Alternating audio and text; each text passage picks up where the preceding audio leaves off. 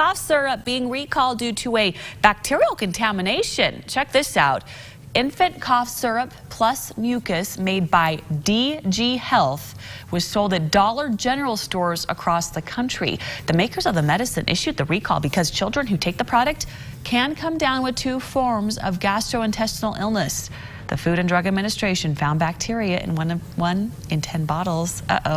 Production has been suspended while the manufacturer investigates the source of that contamination. If you have this in your cupboard right now, do not use the medicine anymore and simply take it back for a full refund.